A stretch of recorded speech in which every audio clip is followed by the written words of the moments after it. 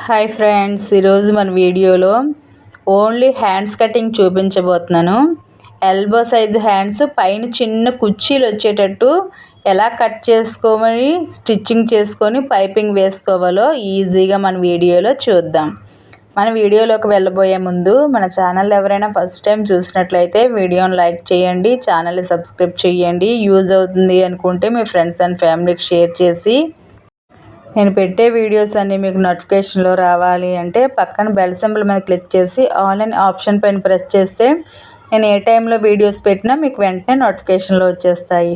ఇప్పుడు ఆలస్యం చేయకుండా ఎల్బో సైజ్ హ్యాండ్స్ పైన చిన్న కుర్చీలు వచ్చేటట్టు కటింగు, స్టిచ్చింగు, పైపింగు టోటల్గా ఈ వీడియోలో చూసేద్దాం. ముందుగా లైనింగ్ అయినా బ్లౌజ్ పీస్ అయినా సరే 4 పొరల మీద సమానంగా తీసుకోవాలి. ఆ బ్లౌజ్ పీస్ని 4 పొరల మీద నీట్గా అడ్జస్ట్ చేసుకోవాలి సమానంగా, ఎక్కువ తక్కువ చివర్లు లేకుండా. ఒకవేళ ఎగు దిగు ఉన్నట్లయితే నీట్గా కట్ చేసుకోవాలి. కట్ చేసుకున్న తర్వాత మనం కొంచెం ఇది పైన బొట్ట వచ్చేటట్టు కట్ చేసుకోవాలి అనుకుంటున్నాము కనుక చేసుకొని ఇలా నీట్గా 4 పొరలు ఎక్కువ తక్కువ లేకుండా సమానంగా పెట్టుకోవాలి. నార్మల్గా సాదాగా అయితే సరిపోతుంది అనమాట. ఓన్లీ ఎల్బో సైజ్ హ్యాండ్స్ అయితే 9 ఇంచీలు వెడల్పు వస్తే సరిపోతుంది. మనం పైన కుర్చీలు పెడదాం అనుకుంటున్నాను కనుక కొంచెం మనకి ఇక్కడ కుర్చీల కోసం ప్లేస్ కావాలి కనుక మొత్తం నేను 10.5 వెడల్పుతో తీసుకున్నాను అనమాట. తీసుకున్న తర్వాత ఈ చివరి ఫస్ట్ మనం 1/2 ఇంచు ఖర్చు కోసం మార్క్ చేసుకోవాలి. నేను ఇక్కడ పైపింగ్ వేస్తాను. శారీలో బ్లౌజ్కి హ్యాండ్స్కి కొంచెం బార్డర్ కూడా వచ్చిందనమాట. మీరు ఒకవేళ కాటన్ బ్లౌజ్ ఏవైనా కుట్టినట్లయితే మెత్తడ్ శారీస్ బార్డర్ లేనివి ఏవైనా సరే ఎక్స్ట్రా 1 ఇంచ్ తీసుకోండి హ్యాండ్ వర్క్ కోసం. ఇలా తీసుకున్న తర్వాత ఫస్ట్ మీరు చిన్న హ్యాండ్సా పెద్ద హ్యాండ్సా మీరు ఏ హ్యాండ్స్ కట్ చేయాలి అనుకుంటే దానికి మాత్రమే మీరు మెజర్మెంట్ తీసుకోవాలి. ఫస్ట్ మీకు ఎలా అయితేనే ఈజీగా అర్థమవుతుంది. నేను మొత్తం ఖర్చుతో కలిపి ఎల్బో సైజ్ హ్యాండ్స్ ఎలా అయితే కట్ చేసుకుంటామో సేమ్ అలానే ఖర్చుతో కలిపి నేను పైన కింద మొత్తం ఖర్చుతో కలిపి 11 ఇంచులకి మార్క్ చేసుకుంటున్నాను. ఇదే 11 ఇంచులు ఈ చివరిలో కూడా మార్క్ చేసుకోవాలి. ఇవి కుట్టుకున్న తర్వాత మనకి 10 ఇంచులు వస్తాయి అన్నమాట. హ్యాండ్ లూజ్ వచ్చేసరికి 5 ఇంచీలు, చంకదింపు వచ్చేసరికి నడుము లూజ్ 30 ఇంచీలు ఉన్నట్లయితే 3 ఇంచులకి మార్క్ చేసుకోండి. 30 ఇంచీల కన్నా ఎక్కువ ఉన్నట్లయితే 3.5 ఇంచులకి మార్క్ చేసుకోవాలి. ఈ హ్యాండ్స్ సంబంధించి బ్లౌజ్ వచ్చేసరికి 31 అని చెప్పాను కదా వేస్ట్ సైజు. ఇప్పుడు ఇది ఎలా అయితే తీసుకున్నామో ఫస్ట్ అలానే డ్రాలు ఇచ్చుకోవాలి.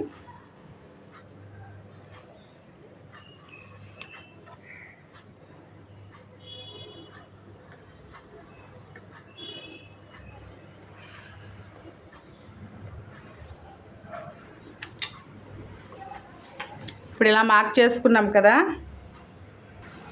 టేప్ని ఇక్కడ నుంచి క్రాస్గా పెట్టుకొని మీ బ్లౌజ్కి వేస్ట్ చంక రౌండ్ ఎంత అయితే వస్తుందో ఇక్కడ నుంచి ఇలా క్రాస్గా పెట్టుకొని అలానే ఇక్కడ మార్క్ చేసుకోవాలి. ఈ బ్లౌజ్ చంక రౌండ్ వచ్చేసరికి 8 ఇంచీలు, వేస్ట్ 31లో 4వ భాగం 8 ఇంచులకి ఇలా క్రాస్గా టేప్ని పట్టుకొని మనం మార్క్ చేసుకోవాలి. ఈ మిగతాది మనం ఖర్చు కోసం ఇలా డ్రా ఇచ్చుకోవాలి. ఇప్పుడు ఇలా అయింది కదా, కుర్చీల కోసం ఎలా మార్క్ చేసుకోవాలో చూద్దాం. మీకు కుర్చీలు వెడల్పు పొడవు ఎక్కువ కావాలి అనుకుంటే ఒకలా మెజర్మెంట్ తీసుకోవాలి. నేను కట్ చేస్తున్నకి హ్యాండ్కి అయితే తక్కువ కుర్చీలు చిన్నగా కూడా కావాలి, ఉబ్బెత్తుగా వద్దనుకుంటున్నాం మేము. 2.5 వెడల్పు, పొడవు వచ్చేసరికి కూడా 2.5 కావాలి.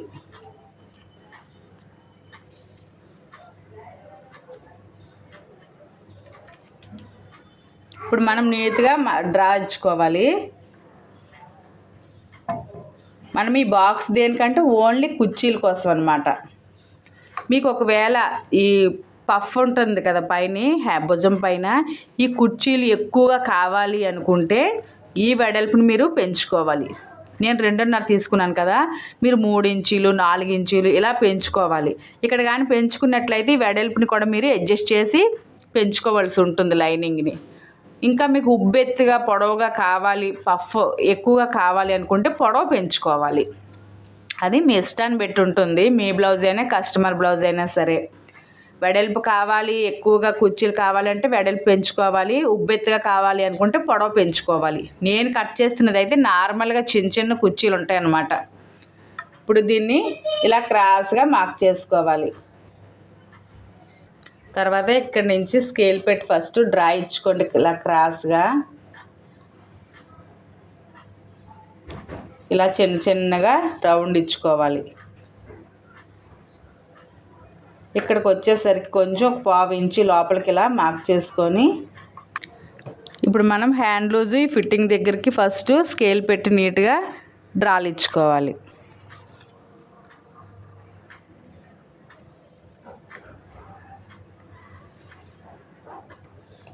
ఇక్కడ కొంచెం ఖర్చు ఎక్కువగానే ఉంచుకోండి, ఎందుకంటే ఇక్కడ మనం కుర్చీలు కుడతాం కదా, ప్లేస్ తక్కువైపోతూ ఉంటుంది.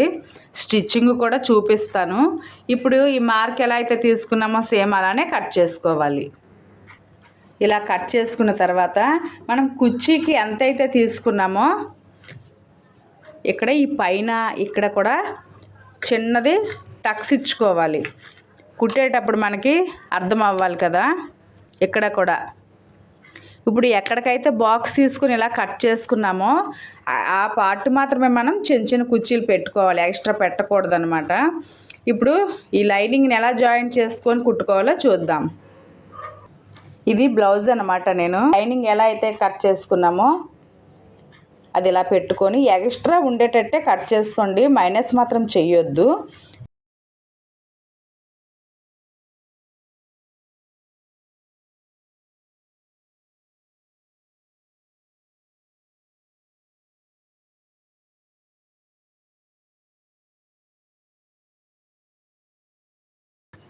ఇప్పుడు జాయింట్ ఎలా చేసుకొని కుర్చీలు కుట్టుకోవాలో చూద్దాం.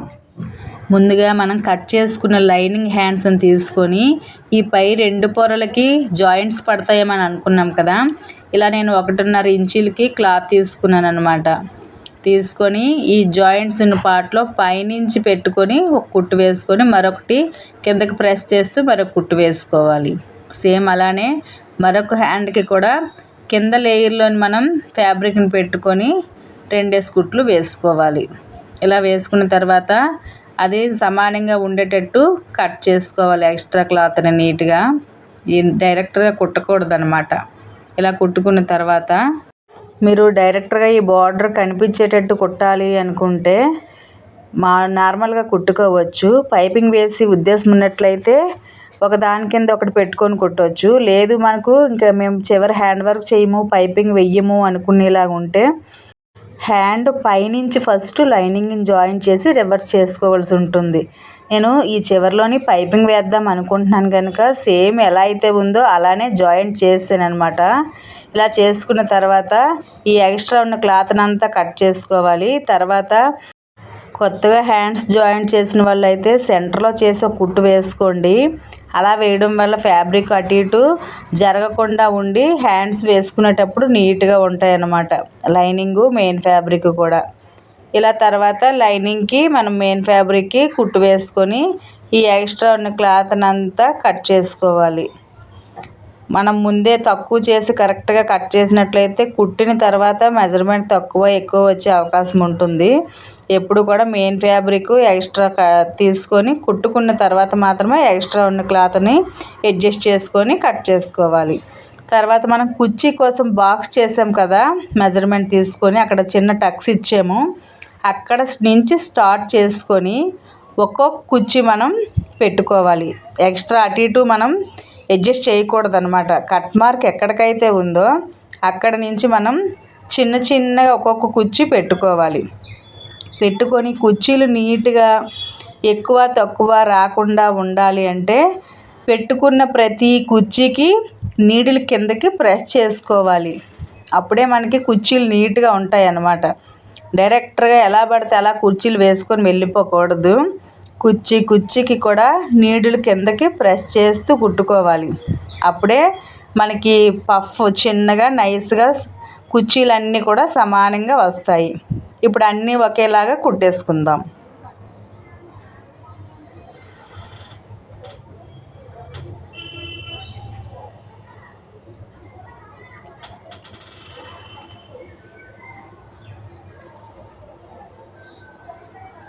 ఈ లాస్ట్కి వచ్చేసరికి మరొక కుర్చీ పెట్టుకొని కొత్తగా కుట్టిన వాళ్ళైతే కొంచెం ఫ్రంట్ అండ్ బ్యాక్ చిన్నది రఫ్ చేసుకోండి. అలా రఫ్ చేయడం వల్ల కుర్చీలు ఊడిపోకుండా ఉంటాయి అన్నమాట. ఎండింగ్లో చేసి ఇలా కుర్చీ ఫోల్డింగ్ చేసుకొని మీకు ఒకవేళ కింద ఫ్యాబ్రిక్ పడుతుందో లేదో అని అనుమానం ఉన్నట్లయితే ఒకసారి మీరు ఏదైనా టెమ్మర్ చిన్న చిన్న సర్జరీతో లేదంటే టర్నింగ్ స్క్రూల్ తోటి ఈక్వల్గా పెట్టుకొని కుర్చీకి నీడిల్ ప్రెస్ చేస్తూ కుట్టుకోవాలి. చూసారా ఎంత చిన్నగా బాగున్నాయో. ఒకసారి రిటర్న్ చేసి చూస్తే చిన్న పఫ్ అనమాట.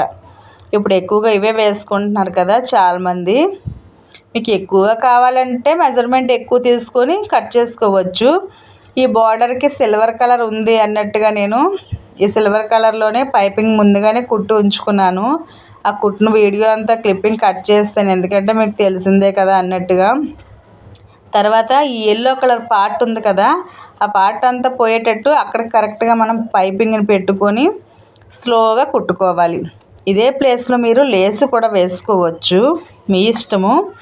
లేదు అనుకుంటే ఈ ఎల్లో కలర్ కనిపిస్తున్న బార్డర్ చివరిలోని లోపలికి మడత పెట్టుకొని హ్యాండ్ వర్క్ కూడా చేసుకోవచ్చు. ఇది కొంచెం నైస్గా ఉంటుందనే ఉద్దేశంతో నేను శారీలోని బార్డర్లోని ఏ కలర్ అయితే ఉందో అదే కలర్తో పైపింగ్ తీసుకొని కుట్టుకున్నాను అనమాట. ఇలా కట్ చేసుకొని ఈ హ్యాండ్ని రిటర్న్ చేసుకోవాలి. చేసుకొని ఫస్ట్ చిన్నది ఇలా లోపలికి ఫోల్డింగ్ చేసుకోండి. చేసుకొని మరొకసారి రిటర్న్ చేస్తే దాని అంతలో అదే ఈజీగా అయిపోతుంది. ఒకవేళ మీకు డైరెక్ట్గా మిషన్ మీద కుట్టు ఇష్టం లేని ఎడల ఫస్ట్ లోపలికి ఒక మడత పెట్టుకొని వదిలేయండి. తర్వాత మనం చేత్తో హ్యాండ్ వర్క్ చేసుకోవచ్చు. మనం బ్లౌజ్ పీసెస్కి చేతి పని ఎలా అయితే చేస్తామో సేమ్ అలానే కూడా చేసుకోవచ్చు. ఈ పైపింగ్ కుట్టేటప్పుడు థ్రెడ్ ఉంటుంది కదా, లోపల పైపింగ్ థ్రెడ్, దాన్ని ఇలా కిందకి ప్రెస్ చేస్తూ నీట్గా వచ్చిందో లేదో చెక్ చేసుకుంటూ కుట్టుకోవాలి. మనం డైరెక్ట్గా ఎలా పడితే అలా కుడితే మళ్ళీ నెక్స్ట్ రిమూవ్ చేయవలసి ఉంటుంది. ఓ 2-3 సార్లు ముందుకు ప్రెస్ చేసి కుట్టిన తర్వాత మనం చెక్ చేసుకోవాలి పైపింగ్ నీట్గా వస్తుందా లేదా, కుట్టు పైపింగ్ పైన పడుతుందా సైడ్ పడుతుందా అనేది నీట్గా చెక్ చేసుకోవాలి.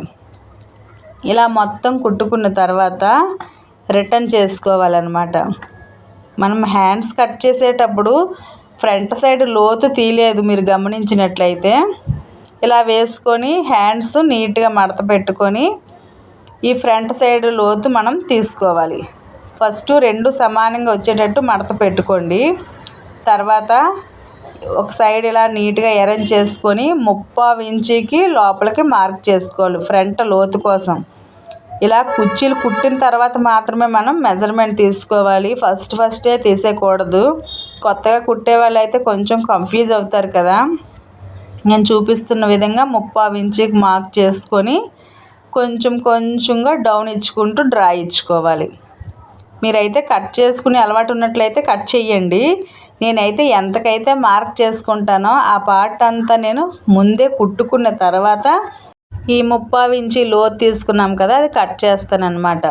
తర్వాత మనం కుర్చీలు పెట్టుకున్నాం కదా హ్యాండ్స్కి, ఆ కుర్చీలు 2 ముందు సమానంగా మడత పెట్టుకొని పట్టుకొని సెంటర్లోకి ఎక్కడికైతే వస్తుందో అలా తర్వాత సెంటర్లో పట్టుకొని ఆ సెంటర్ పాయింట్ కరెక్ట్గా భుజం పైన కుట్టు ఉంటుంది కదా, ఆ కుట్టు పైకి వచ్చేటట్టు ఫస్ట్ మనం ఈ భుజం మీదే కుట్టుకోవాలి. నార్మల్ హ్యాండ్స్ కుట్టేటప్పుడు స్టార్టింగ్ కానించి హ్యాండ్స్ పెట్టుకొని జాయింట్ చేస్తాం, కానీ బుట్ట చేతులు ఏవైనా కుట్టేటప్పుడు ఫస్ట్ భుజం మధ్యలో కరెక్ట్గా పెట్టుకున్న తర్వాత మాత్రమే కుట్టుకోవాలి.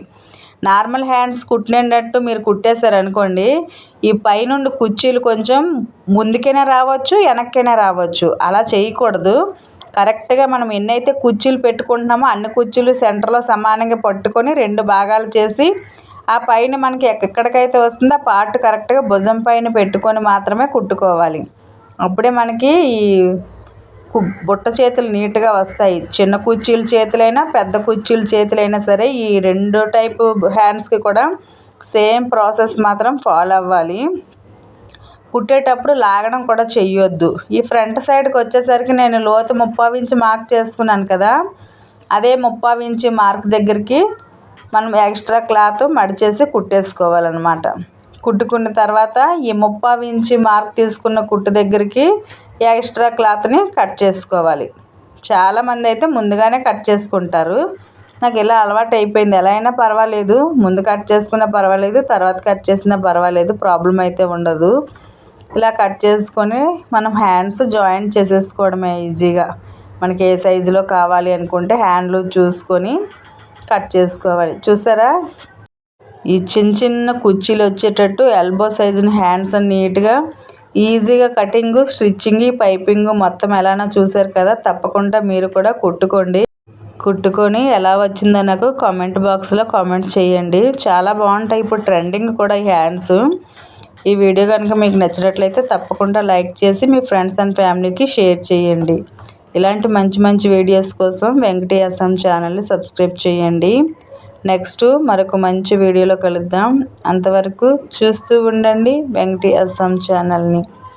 Bye friends.